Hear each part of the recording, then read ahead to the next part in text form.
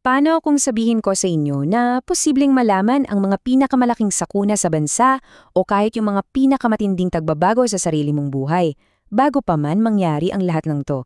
Halika't pakinggan natin ang pambihirang testimonya ng isang tao na nagsasabing naranasan niya mismo ang mga ito.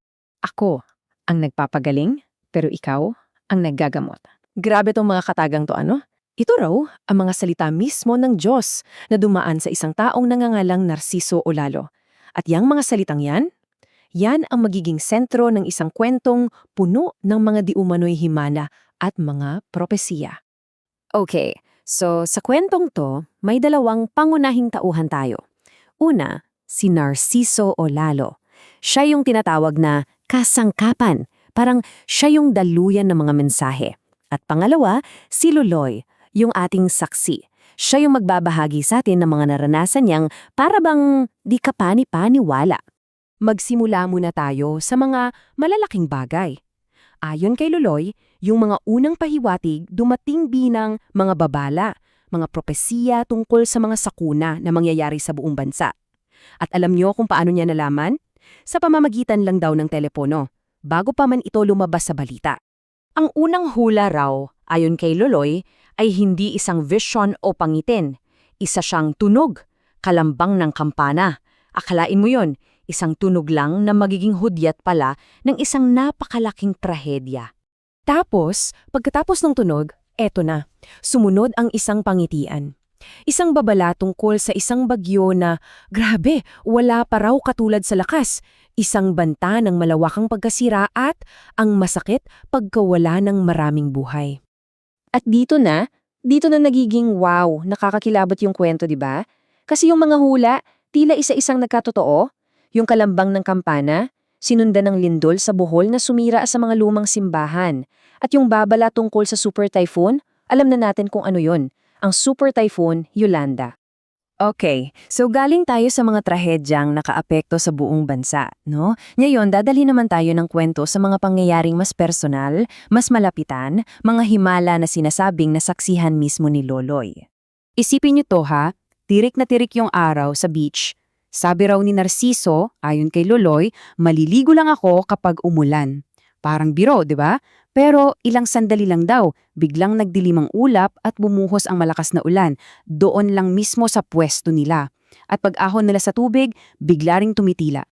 Ito pa, isa pang kwento. Grabe raw ang tagtuyot, as in bitak-bitak na ang lupa. So, paano ka naman makakahanap ng sangkaterbang sariwang kabute na kailangan ng ulan para tumubo? Imposible, di ba? Pero, sabi ni Loloy, yun mismo ang nadiskubre ni Narciso. At dito na nag-iiba yung tono ng mga propesiya. Hindi na to tungkol sa panahon, hindi na to tungkol sa kalamidad. Ang mga sumunod na babala ay tungkol na mismo sa hinaharap ni Loloy. Isang hula na babago sa takbo ng buhay niya. Makakagawa ka ng isang mabigat na kasalanan.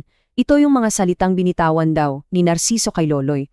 Isang babala na may darating na madilim na parte sa buhay niya, kung saan magbabanggaan ang batas ng tao at ang batas ng Diyos. At yun na nga ang masaklap, nagkatotoo ang hula. Mula sa babala, nasangkot nga si Loloy sa isang insidente ng pamamaril. At sa payo mismo ni Narciso, sumuko siya. Doon nagsimula ang buhay niya sa loob niyang kulungan. At ngayon, dito na tayo sa pinaka-climax siguro ng buong testimonya ni Loloy. Isang propesya na binigay habang nasa likod siya ng rehas na may mga taon pang dapat sanang bunuin.